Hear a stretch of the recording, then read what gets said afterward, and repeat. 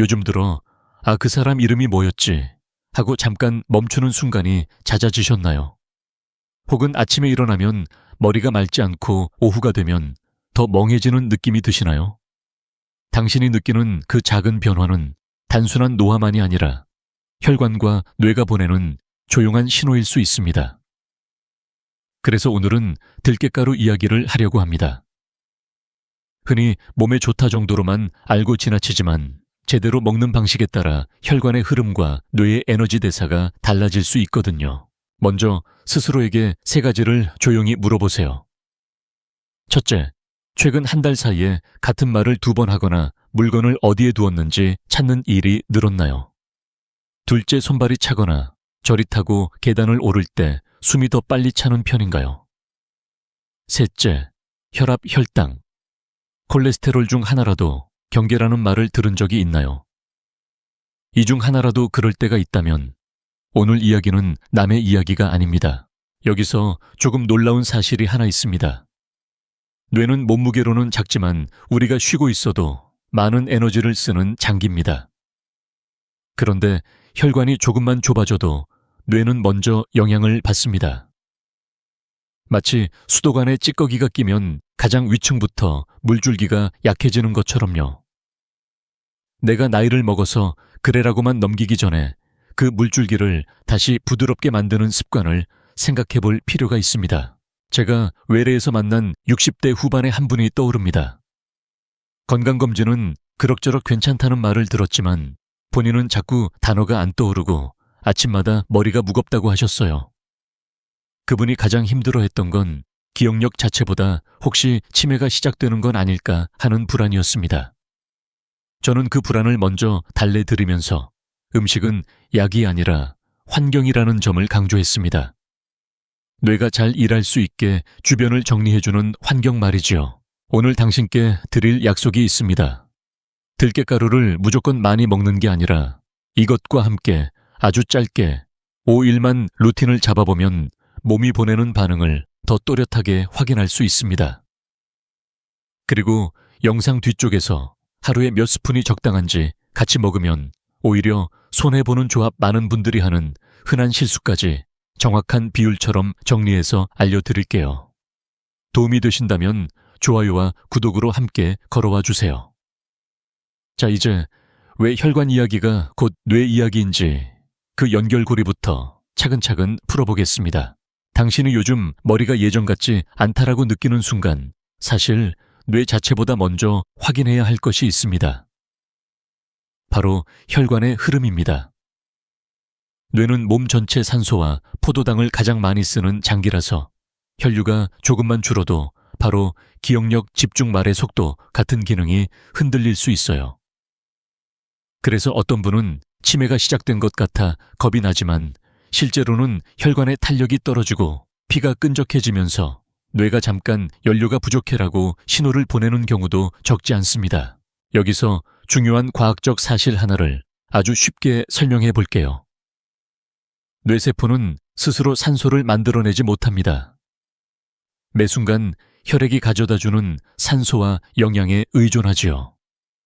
그런데 혈관 안쪽 벽에 염증이 생기고 나쁜 콜레스테롤이 쌓여 길이 좁아지면 물길이 얇아진 강처럼 흐름이 느려집니다. 그때 뇌는 전체가 고장나기 전에 먼저 느려짐으로 표현합니다. 갑자기 단어가 잘 안 떠오르거나 여러 일을 동시에 하면 금방 지치는 느낌이 그 예입니다.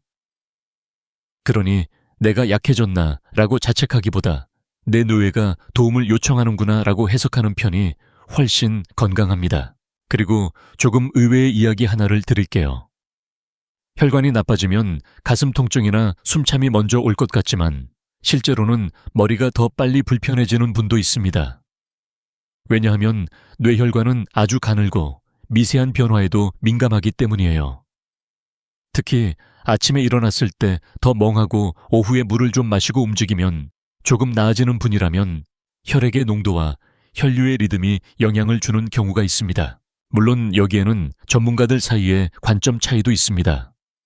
어떤 의사는 기억력 저하는 대부분 수면과 스트레스가 더 큰 원인이라고 말하고 또 다른 의사는 혈관 염증과 대사 문제를 먼저 보라고 강조합니다. 저는 이 둘이 싸우는 이야기가 아니라 서로 다른 창문으로 같은 집을 보는 것이라고 생각합니다. 수면이 나쁘면 혈관 염증이 올라가고 혈관이 나쁘면 뇌가 더 예민해져 수면도 깨지니까요. 결국 당신에게 필요한 건 한쪽만 붙잡는 것이 아니라 가장 쉬운 고리부터 풀어내는 전략입니다. 그렇다면 지금 당신의 깜빡함은 단순한 나이 때문일까요? 아니면 혈관이 보내는 조용한 신호일까요? 오늘 이야기의 핵심은 바로 그 차이를 부드럽게 구분하고 몸이 반응할 수 있는 작은 실험을 시작하는 데 있습니다. 이제 다음으로 외래에서 제가 가장 자주 듣는 한마디 단어가 자꾸 안 떠올라요. 그 말 뒤에 숨어있는 진짜 연결고리를 함께 따라가 보겠습니다. 진료실에서 제가 가장 자주 듣는 말 중 하나가 있습니다. 선생님, 요즘 단어가 자꾸 안 떠올라요. 그 말이 나오면 많은 분들이 곧바로 표정이 굳어지세요. 마치 그 한마디가 치매라는 단어로 바로 이어질까봐 두려운 듯이요. 그런데 저는 그 순간 먼저 숨을 한번 같이 고릅니다.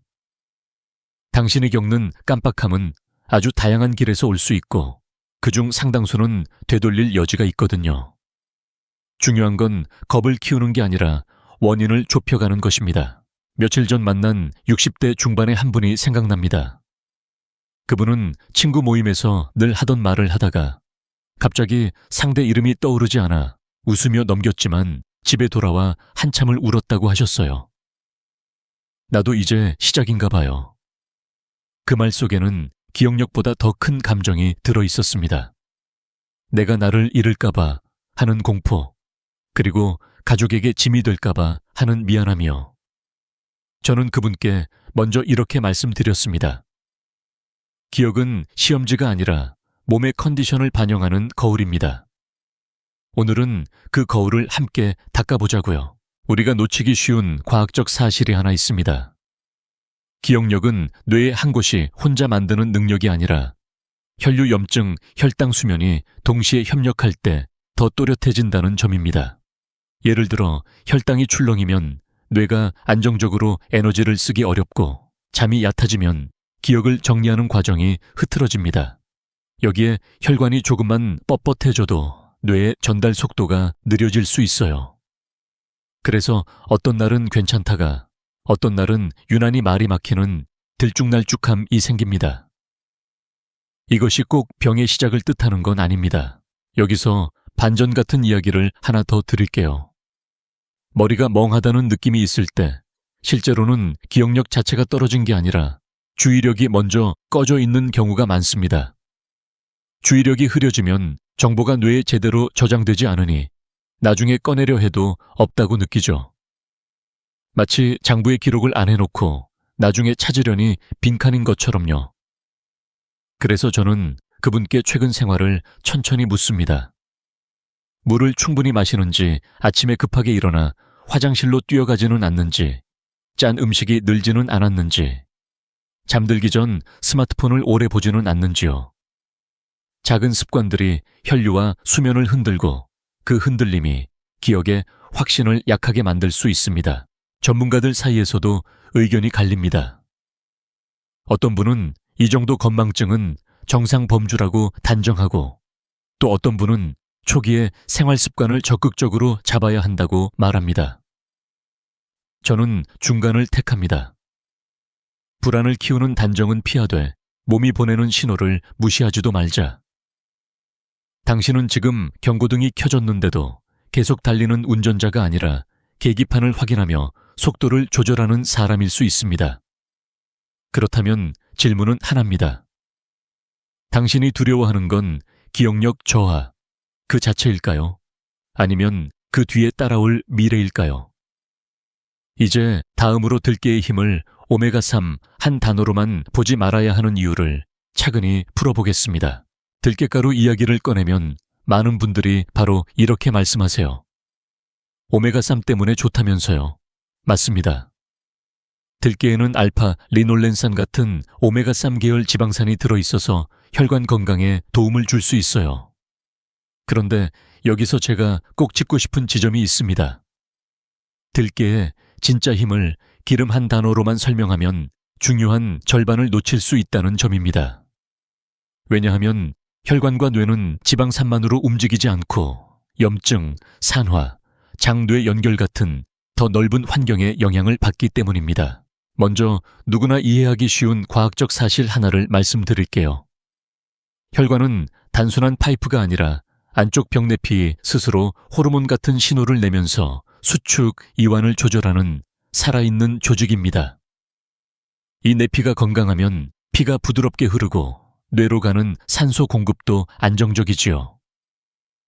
그런데 나이가 들거나 혈당과 혈압이 흔들리면 내피가 예민해져 작은 자극에도 염증 반응이 올라갈 수 있습니다. 그때 필요한 건 단지 좋은 기름을 넣는 것이 아니라 내피가 덜 자극받도록 전체 환경을 완만하게 만드는 것입니다. 여기서 조금 뜻밖의 디테일이 나옵니다. 들깨가루에는 지방산 외에도 식이섬유 단백질 그리고 식물성 미량 성분들이 함께 들어 있습니다. 이 성분들은 장에서 흡수되는 속도, 담즙의 사용 장내, 미생물의 균형에까지 영향을 줄 수 있어요. 특히 장내 환경이 안정되면 전신 염증 수치가 낮아지는 방향으로 기울 수 있다는 연구 흐름도 있습니다. 다시 말해, 들깨는 혈관을 직접 뚫어준다기보다 혈관을 막히게 만드는 배경을 덜 거칠게 만드는 쪽에 더 가까울 수 있습니다.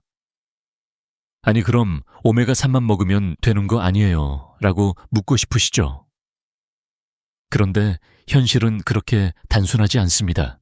전문가들 사이에서도 조용한 논쟁이 있습니다. 어떤 쪽은 결국 핵심은 오메가3의 양이며 들깨는 생선보다 전환율이 낮다고 말합니다. 반면 다른 쪽은 전환율만으로 평가하면 음식의 전체 효과를 과소평가할 수 있다. 섬유질과 항산화 성분, 식사 패턴까지 함께 봐야 한다고 주장합니다. 저는 이 논쟁을 누가 맞다로 끝내기보다 당신에게 유리한 해석으로 바꾸고 싶습니다. 전환율이 낮을 수 있으니 과장된 기대는 내려놓되 들깨가루가 가진 복합적인 구성을 잘 활용하면 몸이 체감하는 변화는 충분히 생길 수 있다는 것이지요. 그러면 이제 질문이 남습니다. 당신이 들깨가루를 먹고 기대하는 건 검사 수치의 변화일까요? 아니면 아침에 머리가 맑아지는 느낌일까요? 그 둘을 연결해주는 열쇠가 바로 무엇과 함께 먹느냐에 있습니다. 다음에서는 들깨가루에 이것 한 가지를 더했을 때 왜 흡수와 체감이 달라지는지 아주 쉽게 풀어드리겠습니다. 들깨가루를 드실 때 많은 분들이 그냥 물에 타서 후루룩 넘기거나 밥 위에 툭 뿌려 드십니다. 물론 그것도 나쁘지 않아요. 하지만 왜 어떤 사람은 며칠 만에 몸이 가벼워졌다고 하고 어떤 사람은 속이 더부룩해서 그만두는가를 보면 차이가 한 가지에서 갈리는 경우가 많습니다. 바로 들깨가루에 레몬즙처럼 산성분이 있는 것을 아주 소량 곁들이느냐 아니냐입니다. 오늘 이야기에 이것은 과학의 특별한 약재가 아니라 집에 흔히 있는 산미의 역할을 하는 작은 재료라고 생각하시면 됩니다. 먼저 쉬운 과학적 사실부터요. 들깨가루의 지방 성분은 소화 과정에서 담즙과 효소의 도움을 받아 잘게 나뉘어야 흡수가 됩니다. 그런데 나이가 들수록 위산 분비와 소화 효율이 떨어지고 담즙 분비 리듬도 예전 같지 않은 분들이 많습니다. 그럴 때 산미가 아주 약하게 들어가면 위에서 음식이 뭉치는 느낌을 줄이고 다음 단계로 넘어가는 흐름을 더 매끄럽게 만드는 데 도움이 될 수 있어요. 마치 묽은 물이 가루를 고루 풀어주듯이요. 중요한 건 레몬을 많이가 아니라 아주 조금입니다. 여기서 반전 같은 포인트가 하나 있습니다. 많은 분들이 들깨가루를 건강한 기름이라 생각해서 더 건강해지려면 더 많이 먹어야 한다고 착각합니다. 그런데 실제로는 양이 늘수록 속이 불편해지고 그 불편함 때문에 스트레스가 올라가면 혈관과 수면이 오히려 나빠질 수 있어요. 그래서 저는 한 스푼의 안정을 권합니다. 들깨가루 한 스푼에 따뜻한 물이나 미지근한 두유 혹은 플레인 요거트를 택하고 여기에 레몬즙을 몇 방울만 떨어뜨리는 방식이지요. 산미는 기름을 녹인다기보다 전체 소화 리듬을 부드럽게 맞춰주는 조연 역할을 합니다. 물론 전문가들 사이에서 의견이 갈리는 지점도 있습니다. 어떤 분은 산미는 소화에 도움될 수 있지만 위염이나 역류가 있는 사람에게는 오히려 자극이라고 경고합니다. 반면 다른 분은 용량을 아주 낮추면 대부분 문제 없고 소화 부담을 줄여 지속성을 높인다고 말하지요. 저는 그래서 기준을 하나 드립니다. 속쓰림이 작거나 밤에 신물이 올라오는 분이라면 레몬즙은 건너뛰고 대신 따뜻한 물에 충분히 풀어 천천히 드시는 쪽이 안전합니다. 반대로 속이 더부룩하고 가스가 차는 편이라면 몇 방울의 산미가 체감에 도움이 될 수 있습니다. 그렇다면 당신은 어떤 쪽에 가까우신가요? 나는 속이 쓰린 편인가? 아니면 더부룩한 편인가? 이 질문 하나가 들깨가루 루틴의 성패를 바꿀 수 있습니다. 이제 다음에서는 5일 동안 실천하기 가장 쉬운 시간대와 방식, 그리고 많은 분들이 놓치는 같이 먹으면 손해보는 조합을 구체적으로 정리해 드리겠습니다. 이제부터는 어렵게 생각하지 말고 딱 5일만 작은 실험을 해보자고 제안 드릴게요. 당신의 몸은 생각보다 솔직해서 맞는 루틴을 주면 금방 신호를 보냅니다. 핵심은 거창한 식단이 아니라 매일 같은 시간대에 비슷한 방식으로 반복해 변화의 원인을 분명히 만드는 것입니다. 그래서 오늘은 가장 현실적인 루틴을 드릴게요. 준비물은 들깨가루와 당신에게 맞는 형태의 베이스 한 가지뿐입니다. 먼저 쉬운 과학적 사실부터 말씀드리면 혈관과 뇌는 리듬을 좋아합니다. 같은 시간에 먹고 같은 시간에 자고 같은 시간에 움직이면 혈당과 혈압의 출렁임이 줄어들고 그 결과 뇌로 가는 혈류도 더 안정적으로 유지되기 쉽습니다. 그래서 저는 대체로 아침을 추천합니다. 특히 아침에 머리가 멍하거나 손발이 차가운 분은 하루의 첫 리듬을 부드럽게 만드는 것만으로도 체감이 생길 수 있어요. 다만 위장이 약해 공복이 힘든 분은 저녁보다는 오전 간식 시간, 그러니까 아침 식사 후 한두 시간 뒤가 더 편합니다. 루틴은 이렇게 단순하게 가세요. 들깨가루 한 스푼을 기준으로 물에만 타지 말고 덩어리가 남지 않게 충분히 저어주는 것이 첫 번째입니다. 두 번째는 온도입니다. 너무 뜨거우면 향이 날아가고 너무 차가우면 속이 놀랄 수 있어요. 미지근하거나 따뜻한 정도가 좋습니다. 세 번째는 형태 선택인데요. 속이 편한 분은 따뜻한 물에 풀어 마시는 게 가장 간단하고 포만감이 필요하면 오트밀 죽이나 미음에 섞어 드세요.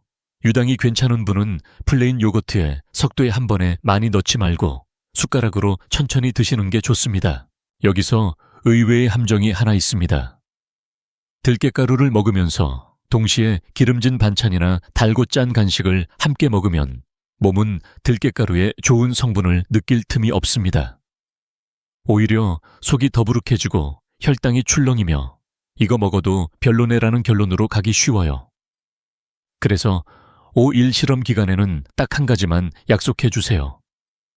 들깨가루를 먹는 시간 전후 1시간은 단 음식과 튀김류 짠 국물은 피하기. 이것만으로도 결과가 훨씬 깔끔해집니다. 전문가들 사이에서는 아침이냐 저녁이냐도 의견이 갈립니다.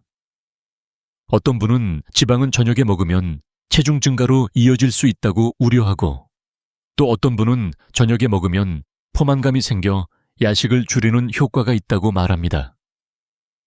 저는 당신의 목적을 기준으로 정하라고 말씀드려요. 머리 맑음과 혈관 리듬이 목적이면 아침 야식 조절이 목적이면 이른 저녁. 중요한 건 시간대가 아니라 꾸준함입니다. 그럼 당신은 5일 동안 무엇을 기준으로 변화를 확인하실 건가요? 손발의 온도 아침, 머리의 맑음, 혹은 잠의 깊이일까요? 다음에서는 많은 분들이 혈관이 뻥 뚫리는 느낌이라고 말하는 그 체감이 실제로 무엇을 의미하는지, 그리고 진짜 변화와 착각을 구분하는 방법을 함께 살펴보겠습니다. 들깨가루 루틴을 시작한 분들이 종종 이런 표현을 하세요. 선생님, 뭔가 혈관이 뻥 뚫리는 느낌이에요. 그 말을 들으면 저는 반갑기도 하지만 동시에 한 번 더 확인합니다. 그 느낌이 정확히 어떤 감각인지요. 왜냐하면 몸이 좋아지는 신호도 있지만 단순히 컨디션 변화나 기대감이 만들어낸 착각도 있을 수 있기 때문입니다. 당신이 5일 실험에서 얻어야 할 건 막연한 기분이 아니라 내 몸에 실제로 어떤 변화가 일어났는지를 알아차리는 눈입니다. 먼저 과학적으로 쉬운 사실 하나를 말씀드릴게요. 혈류가 조금 더 원활해지면 말초로 가는 혈액 공급이 안정되면서 손발이 덜 차갑고 움직일 때 숨이 덜 차며 머리가 맑아지는 느낌이 생길 수 있습니다. 특히 아침에 일어났을 때 두통이 덜하거나 멍함이 줄어들면 뇌로 가는 연료가 조금 더 일정해졌다는 힌트가 될 수 있어요. 반대로 혈류가 좋아졌다고 해서 갑자기 몸이 뜨겁게 달아오르는 건 흔한 패턴은 아닙니다. 따뜻해지는 감각은 보통 긴장 완화와 함께 오는 경우가 많거든요. 여기서 의외의 포인트가 하나 있습니다. 많은 분들이 기억력이 좋아졌다고 말하지만 실제로는 기억력보다 주의력이 먼저 회복되는 경우가 많습니다. 주의력이 살아나면 말할 때 단어가 더 빨리 떠오르고 물건을 놓는 순간을 더 또렷하게 인지하니 결과적으로 깜빡함이 줄었다는 체감을 하게 됩니다. 그러니 당신이 느끼는 변화가 있다면 그것을 이렇게 구체화해 보세요. 내가 메모를 덜 찾게 됐다. 대화가 덜 끊긴다 하던 일을 중간에 있는 횟수가 줄었다. 이런 식으로요. 구체적인 변화는 진짜 변화일 가능성이 큽니다. 하지만 착각을 만드는 변수도 있습니다. 예를 들어 들깨가루를 시작하면서 물 섭취가 늘고 단 음식을 줄이고 아침에 조금 더 움직이게 되었다면 그 자체로도 머리는 맑아집니다. 그러면 들깨가루 덕분이라고 단정하기 쉽죠. 그래서 저는 평가 기준을 두 개로 나눕니다. 하나는 몸의 감각, 다른 하나는 숫자나 기록입니다. 아침 혈압을 재는 분이라면 변동폭이 줄었는지, 잠든 뒤 깨는 횟수가 줄었는지, 오후 졸림이 얼마나 줄었는지 체크해 보세요. 기록이 붙으면 착각이 줄어듭니다. 전문가들 사이에서는 체감은 믿을 수 있나라는 논쟁이 늘 있습니다. 어떤 분은 플라시보 효과가 크니 수치로만 보라고 말하고, 또 어떤 분은 삶의 질은 체감이 핵심이고 체감이 좋아지면 지속할 힘이 생긴다고 강조합니다. 저는 둘 다 맞다고 봅니다. 다만 당신에게 필요한 건 체감을 존중하되 맹신하지 않는 균형입니다. 그렇다면 당신이 느끼는 뻥 뚫리는 느낌은 어떤 종류인가요? 손끝의 온도인가요? 머리의 맑음인가요? 아니면 숨의 여유인가요? 이제 다음에서는 들깨가루가 모두에게 이롭지만은 아는 순간, 특히 약을 드시거나 위장과 담낭이 약한 분들이 반드시 알아야 할 주의점을 자세히 짚어드리겠습니다. 들깨가루는 좋은 재료지만 좋다는 말이 곧 누구에게나 안전하다는 뜻은 아닙니다. 저는 진료실에서 건강식품 때문에 오히려 속이 불편해지거나 약 효과가 달라진 것 같아 불안해하는 분들을 자주 봅니다. 그래서 5일 실험을 하더라도 당신의 몸 조건을 먼저 확인해야 합니다. 특히 CRU와 기름 성분은 장점이 분명한 만큼 특정 상황에서는 부담이 될 수 있어요. 오늘은 그 예외들을 따뜻하지만 분명하게 짚어드릴게요. 먼저 이해하기 쉬운 과학적 사실부터요. 들깨가루처럼 지방이 포함된 식품은 소화 과정에서 담즙이 필요합니다. 담즙은 간에서 만들어져 담낭에 저장되었다가 기름기가 들어오면 분비되어 지방을 잘게 쪼개는 일을 돕지요. 그런데 담낭에 문제가 있거나 담석이 있거나 담낭을 제거한 분은 이 과정이 매끄럽지 않을 수 있습니다. 그 경우 들깨가루를 먹으면 속이 더부룩하거나 설사가 생길 수 있어요. 건강해지려고 먹었는데 배가 먼저 반응한다면 양을 줄이거나 형태를 바꿔야 합니다. 여기서 조금 의외의 디테일이 있습니다. 어떤 분들은 들깨가루를 먹으면 가스가 차고 배가 빵빵해진다고 하세요. 이건 들깨 자체가 나쁘다기보다 장내 미생물이 갑자기 섬유질과 지방을 처리하면서 일시적으로 발효가 늘어나는 경우가 있습니다. 특히 평소 채소나 견과류를 거의 안 드시던 분이 갑자기 시작하면 더 흔하지요. 이럴 땐 내 몸에 안 맞는다로 결론 내리기 전에 양을 반으로 줄이고 2, 3일 더 지켜보는 방법도 있습니다. 다만 통증이 심하거나 설사가 지속되면 중단이 맞습니다. 약을 드시는 분들도 체크가 필요합니다. 혈액응고 억제제나 항혈소판제를 드시는 분은 오메가3이 혈액을 묽게 한다는 말을 들어 불안해하시는데 음식 수준의 들깨가루는 보통 큰 문제를 만들 가능성이 높지 않다고 보는 견해가 많습니다. 하지만 여기에는 전문가들 사이에 관점 차이도 있습니다. 어떤 쪽은 식품은 괜찮대 무게를 두고 다른 쪽은 개인차가 있으니 멍이 잘 들거나 코피가 잦은 사람은 주의하라고 말합니다. 저는 안전 쪽으로 기준을 드립니다. 멍이 쉽게 들거나 잇몸 출혈 코피가 잦다면 5일 실험이라도 용량을 아주 낮게 시작하세요. 그리고 어떤 약을 드시는지 모를 때는 추가로 많이 먹는 방식은 피하는 게 좋습니다. 또 하나 위염이나 역류가 있는 분은 앞서 말한 산미 재료가 자극이 될 수 있습니다. 레몬 몇 방울도 어떤 위에는 부담이 될 수 있으니 속쓰림이 있다면 산미는 빼고 온도와 농도만 조절하세요. 결국 질문은 이것입니다. 당신의 몸은 지금 부드러운 자극에 반응하는 편인가요? 아니면 작은 변화에도 쉽게 예민해지는 편인가요? 다음에서는 들깨의 핵심이 무엇인지, 오메가3 리그난 섬유질 중 무엇이 중심인지에 대해 전문가들 사이의 논쟁을 정리하고 당신에게 맞는 선택 기준으로 연결해 드리겠습니다. 들깨가루가 왜 좋으냐는 질문을 깊이 들어가면 결국 무엇이 핵심 성분인가라는 논쟁으로 이어집니다. 어떤 사람은 오메가3을 가장 먼저 꼽고 또 어떤 사람은 리그난 같은 식물성 폴리페놀을 강조하며 다른 사람은 결국 장을 살리는 섬유질이 답이라고 말하지요. 당신 입장에서는 더 혼란스러울 수 있습니다. 그래서 오늘은 이 논쟁을 승자 찾기가 아니라 당신에게 맞는 판단 기준으로 정리해 드리겠습니다. 먼저 가장 널리 받아들여지는 과학적 사실부터요. 들깨의 오메가3 계열 지방산은 염증 반응을 낮추는 방향으로 작용할 수 있고 혈중 지질과 혈관 내피 기능에 긍정적인 영향을 줄 가능성이 있습니다. 다만 들깨의 오메가3은 생선의 EPA, DH, A와 달리 몸에서 전환 과정을 거쳐야 해서 전환율이 낮다는 지적이 따라옵니다. 여기서 전문가들 사이에 첫 번째 갈림이 생깁니다. 한쪽은 전환이 적으니 효과도 제한적이라 말하고 다른 쪽은 전환만 보지 말고 전체 식사 패턴 속에서 누적 효과를 봐야 한다고 주장합니다. 이외의 디테일은 바로 여기입니다. 전환율이 낮다는 말이 곧 쓸모없다는 뜻은 아닙니다. 어떤 사람에게는 작은 전환이라도 충분할 수 있고 또 들깨는 지방산 외 성분과 함께 들어오기 때문에 몸이 느끼는 변화가 한 성분의 효과로만 설명되지 않을 수 있어요.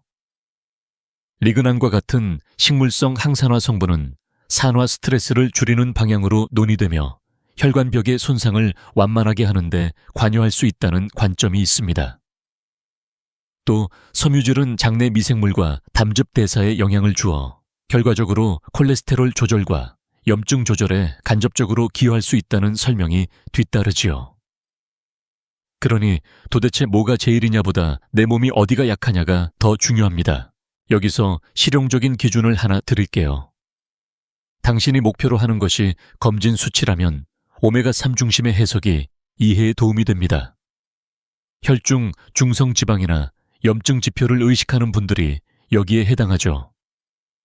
반대로 당신이 속이 자주 더부룩하고 변비와 설사를 오가며 피로가 쉽게 쌓인다면 섬유질과 장염증 경로가 더 핵심일 수 있습니다. 또 피부가 거칠어지고 손발이 참여 컨디션이 들쭉날쭉하다는 분은 항산화와 혈관 내피 환경 쪽의 관점이 더 와 닿을 수 있고요. 이처럼 논쟁은 정답이 아니라 우선순위의 문제입니다. 전문가들의 관점이 갈리는 이유는 간단합니다. 사람마다 생활습관 약 소화력 활동량이 달라서 같은 식품이 같은 방식으로 작동하지 않기 때문이지요. 그래서 저는 당신에게 묻고 싶습니다. 당신이 가장 바꾸고 싶은 것은 무엇인가요? 숫자입니까? 체감입니까? 아니면 불안 자체입니까? 다음에서는 음식만으로는 기억력이 완성되지 않는 이유, 그리고 들깨 루틴에 수면 혈당 걷기를 붙였을 때 왜 체감이 훨씬 커지는지 가장 쉬운 연결법으로 안내해 드리겠습니다. 들깨가루를 꾸준히 드시면 도움이 될 수 있습니다. 하지만 저는 솔직히 말씀드리고 싶어요. 기억력과 뇌의 맑음은 음식 하나로 완성되지 않습니다. 왜냐하면 뇌는 재료만 좋다고 잘 돌아가는 기계가 아니라 잠과 혈당과 움직임이라는 세 가지 리듬이 맞아야 안정적으로 성능을 내는 장기이기 때문입니다. 그래서 들깨가루가 효과가 인내로 이어지는 분들을 보면 공통적으로 이 세 가지 중 적어도 하나를 같이 잡고 계십니다. 먼저 누구나 이해하기 쉬운 과학적 사실부터요. 뇌는 포도당을 주요 연료로 쓰지만 혈당이 급하게 올랐다가 급하게 떨어지면 오히려 더 피곤해집니다. 그때 나타나는 느낌이 바로 머리가 멍하다, 생각이 느리다, 짜증이 난다 같은 증상입니다. 들깨가루는 식사에 섞이면 포만감을 주고 식사 속도를 늦추는데 도움을 줄 수 있어요. 그런데 여기에 단 음식을 줄이지 않으면 들깨가루는 좋은 조연이 될 기회를 잃습니다. 그래서 가장 쉬운 연결법은 하나입니다. 들깨가루를 먹는 시간 전후의 달달한 간식만 잠깐 멈추기. 이것만으로도 혈당의 출렁임이 줄어들 수 있습니다. 여기서 의외의 반전이 있습니다. 많은 분들이 기억력을 위해 영양제를 늘리지만 실제로는 수면의 깊이가 바뀌는 순간 체감이 훨씬 큽니다. 잠이 깊어지면 뇌는 낮에 쌓인 정보를 정리하고 노폐물을 씻어내는 작업을 합니다. 그런데 야식이나 늦은 커피, 그리고 늦은 시간의 스마트폰 빛은 이 과정을 망가뜨릴 수 있어요. 들깨가루를 이른 저녁에 드시는 분들 중에 야식이 줄었다는 분들이 종종 있습니다. 그게 바로 뇌에겐 큰 선물입니다. 들깨가루가 직접 기억을 올렸다기보다 수면을 망치는 습관을 줄이게 만든 것이지요. 전문가들 사이에서도 음식 대 운동으로 갈라져 말하는 경우가 있습니다. 어떤 분은 운동이 먼저다라고 하고 또 어떤 분은 식단이 기반이다라고 말합니다. 저는 둘을 싸우게 하지 않습니다. 당신에게 가장 쉬운 쪽부터 붙이면 됩니다. 걷기는 특히 강력한데요. 10분만 걸어도 혈관이 확장되고 근육이 포도당을 써서 혈당이 안정되며 그 결과 뇌가 더 편안해질 수 있습니다. 그래서 들깨가루 5일 실험을 하신다면 하루에 딱 한 번 식후 10분 걷기를 붙여보세요. 이 정도는 할만하다는 수준에서요.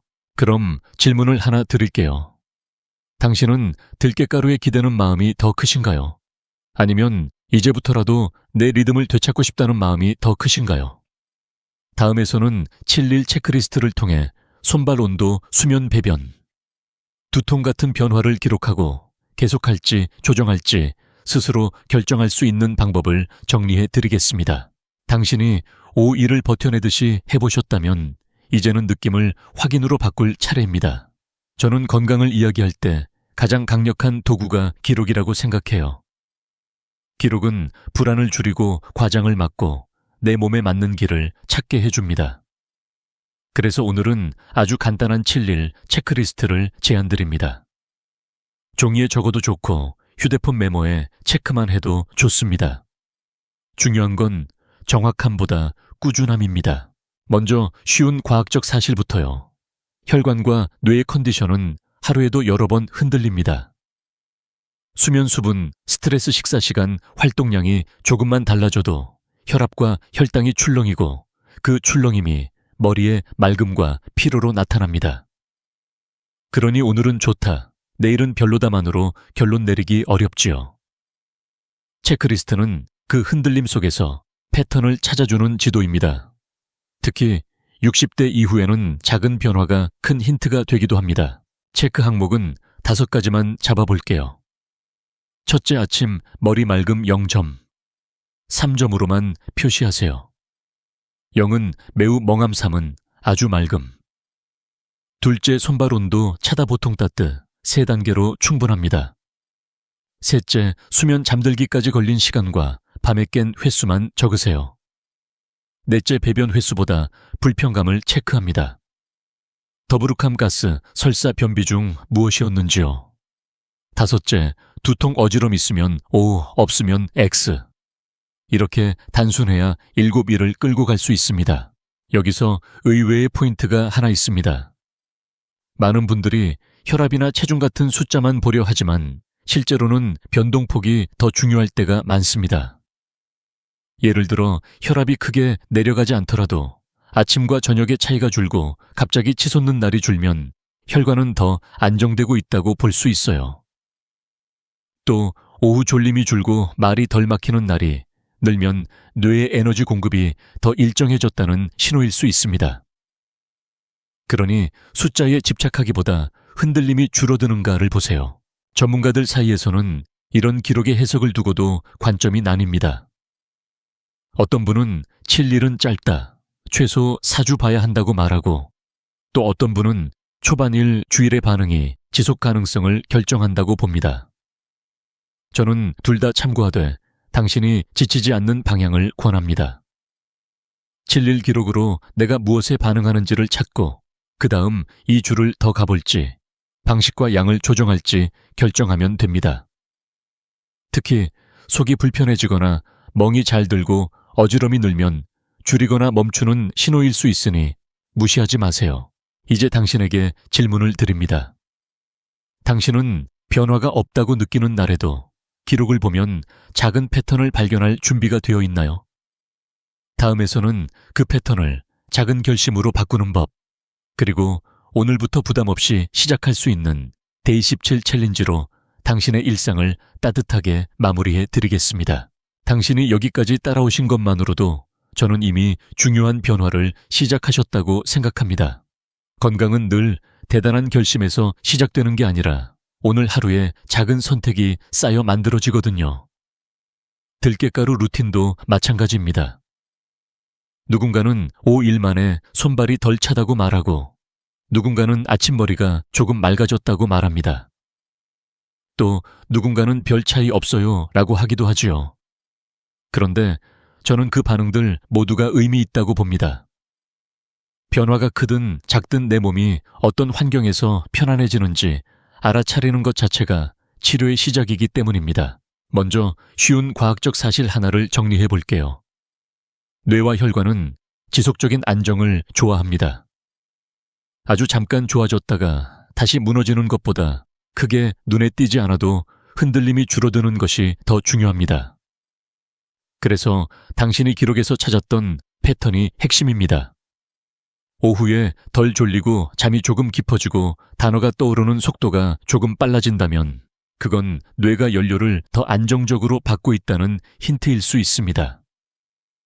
반대로 속이 불편해지거나 어지럼이 늘었다면 몸이 지금 방식은 부담이야라고 말하는 신호일 수 있지요. 여기서 의외의 반전은 많은 분들이 효과가 없었다고 결론 내리는 순간에도 사실 하나의 성과가 남는다는 점입니다. 예를 들어 들깨가루를 먹는 시간 전후로 단 음식을 줄였고 물을 조금 더 마셨고 식후에 10분을 걸었다면 그 자체가 혈관과 뇌에 좋은 습관의 씨앗이 됩니다. 들깨가루는 그 씨앗을 심게 만든 도구였던 거예요. 그러니 실패라고 부를 필요가 없습니다. 다만 나에게 맞는 방식을 다시 찾으면 됩니다. 전문가들 사이에서도 마지막 결론은 비슷합니다. 특정 음식이 모든 사람에게 같은 결과를 주지 않는다는 점, 그리고 결국 지속 가능한 습관이 혈관과 뇌를 바꾼다는 점입니다. 어떤 분은 식단을 강조하고 어떤 분은 운동을 강조하지만 당신이 지치지 않고 계속할 수 있는 조합이 정답에 가깝습니다. 그래서 저는 오늘 이렇게 제안드리고 싶어요. 내일부터가 아니라 오늘부터 데이 17 챌린지 시작입니다. 들깨가루 한 스푼 당신에게 편한 방식으로, 그리고 전후 1시간은 단 음식과 짠 국물만 잠깐 쉬어보기. 가능하면 식후 10분 걷기까지 붙이기. 이 정도면 충분합니다. 마지막으로 당신께 질문 하나를 남기고 싶습니다. 당신은 건강을 두려움으로 지키고 계신가요? 아니면 돌봄으로 지키고 계신가요? 두려움은 우리를 지치게 하지만 돌봄은 우리를 오래 가게 합니다. 오늘 영상이 도움이 되셨다면 좋아요와 공유로 주변에도 알려주세요. 그리고 댓글로 내 데이원은 어떤 느낌이었는지 꼭 남겨주세요. 당신의 한 줄이 다른 누군가의 용기가 될 수 있습니다.